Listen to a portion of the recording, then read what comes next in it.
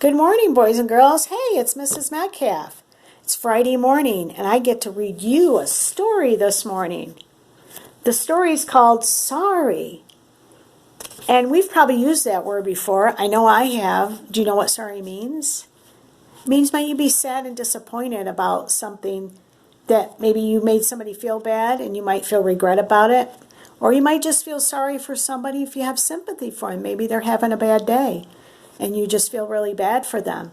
Well, in this book today, we have two characters. We have a rabbit and we have a bear.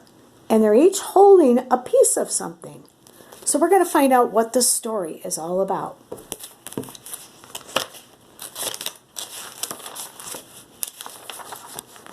Bear and Rabbit were the best friends you can imagine. They lived in their Bear Rabbit house. They cooked their Bear Rabbit meals in their Bear Rabbit kitchen. Rabbit was better at frying mushrooms. Bear was perfect at making honey cakes.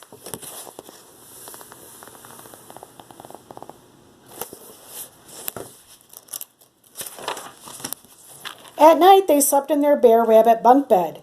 Rabbit slept below, Bear slept above because he was better at climbing.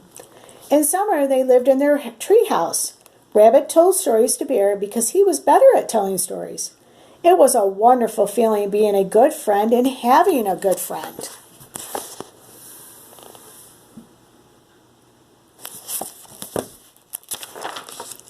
One summer morning, Rabbit saw something blinking and twinkling in the sun. "Look, Bear," he said. "What's that down there?" Bear lowered Rabbit to the ground in his basket and climbed down. Then they ran to take a look for the strange thing.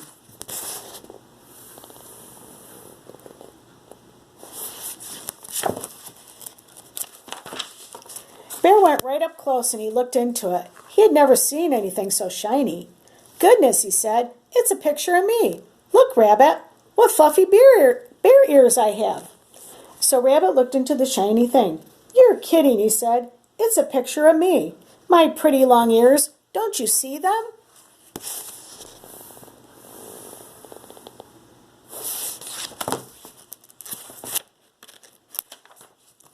"You are completely wrong," said Bear, grabbing the shiny thing. "These are small and round and fluffy bear ears. This is my picture." Rabbit grabbed and Bear pulled and Rabbit pushed and Bear tugged, and the two of them tore the shiny thing in two.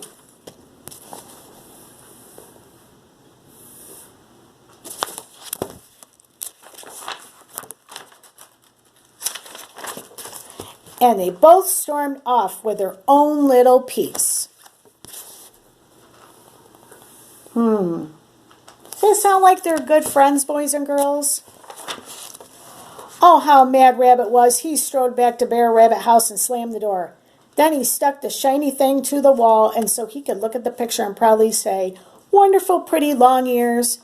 Then he went to bed. What else could he do all alone in Bear Rabbit house?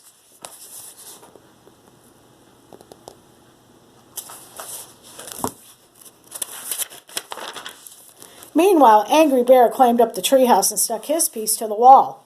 He sat down on the bench and admired himself with his brown, fluffy ears. And he looked down to Bear Rabbit house.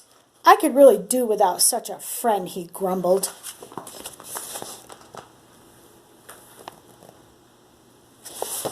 Now, is that sounding like two best friends? Evening came and night came, but Rabbit could not sleep, and he wasn't angry anymore. "How silly I was," he sighed. "How good it would be to have Bear here with me so I could tell him a wonderful good-night story." Up in the treehouse, Bear stared at the moon. He was sad and felt lonely, just like Rabbit. "What can I do to make Rabbit happy and be my friend again?" he thought.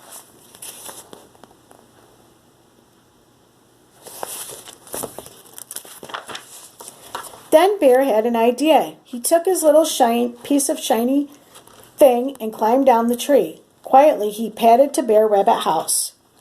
But Rabbit was not in bed either. He was standing outside, holding in his hand his own little piece.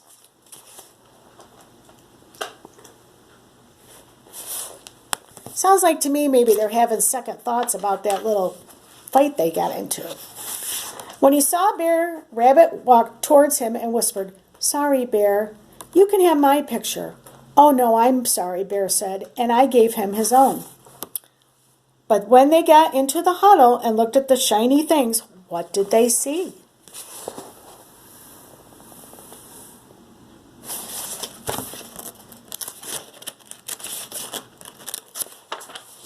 A picture of both of them. That's just perfect, said Bear and Rabbit happily.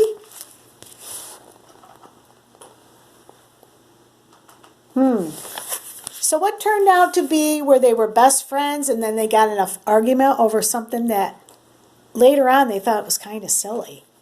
So if you can think of a time maybe you got in a fight with somebody and maybe your best friend, and then in the end you've thought about, well, what we were fighting about was really kind of silly, and you had to use that word sorry. And sorry is an important word. You really need to mean it when you say it, because people are going to know whether you're really sorry or not.